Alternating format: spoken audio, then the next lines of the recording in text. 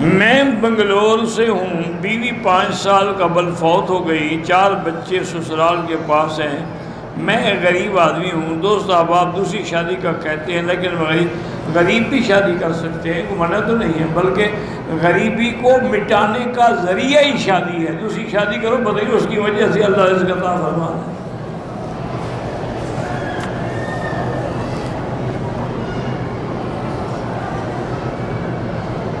ہمارے گھر میں ٹی وی نہیں ہے، بات اچھا کرتے ہیں، اگر بچے کنٹرول نہیں ہوتے تو پھر یہ نہیں ہے کہ جو وہ کہتے جائیں لگاتے جاؤ۔ آج ٹی وی لگاؤ گے، کل کیبل لگاؤ گے، پھر ڈش لگاؤ گے، پھر بے حیائی کا اڈا بن جائے گا۔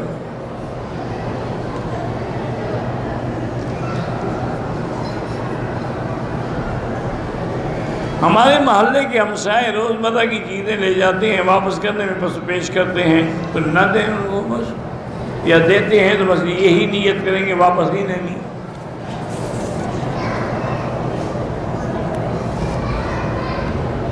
ایک عورت نے اولاد نہیں تھی، بیٹا پالا ہے، بڑا ہوا، اس عورت کے پیسے چرائے، اس کو گھر سے دھکے دے کے نکالا۔ اب اس عورت کا کوئی سہارا نہیں ہے۔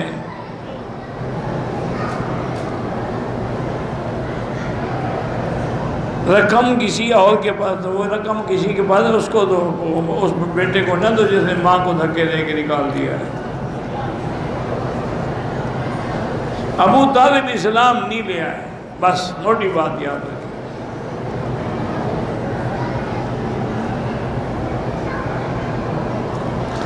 ہمارے علاقے میں ایک آدمی نے چند آدمیوں سے زمین کے پیسے لے لیے، انتقال نہیں دیا، فوت ہو گیا، تو ان کے ورثاء کو جا کے سمجھاؤ، یہ زمین پہ استقرار حق کا دعویٰ کر کے ثابت کرو۔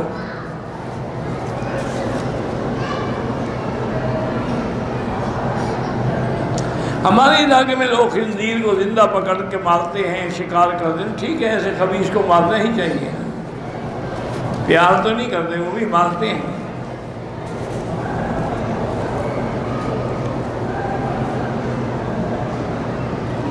میرا بیٹا پیدا ہوا، 40 دن ہو گئے، پہلے کچھ دن پانی اور خون آتا رہا، پھر بند ہو گیا۔ جب خون بند ہو جائے، چاہے 2 دن کے بعد بھی عورت پاک ہو جاتی، یہ 40 دن کا مسئلہ بھی لوگوں نے گھڑا ہوا ہے۔ یہ مسئلہ یہ ہے کہ اگر خون آ رہا ہے تو پھر 40 دن تک دیکھیں گے، لیکن اگر خون 2 دن کے بعد بھی بند ہو جائے، 4 دن کے بعد بھی بند ہو جائے، عورت پاک ہو جاتی ہے، نماز پڑھے، روزہ رکھے، سب کچھ کرے۔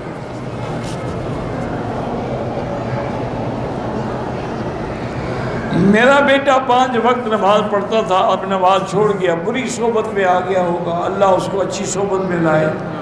اس کے لیے 2 رکعت نماز پڑھ کے اور سورۃ الاخلاص 1 تسبیح پڑھ کے دعا کیا کرو۔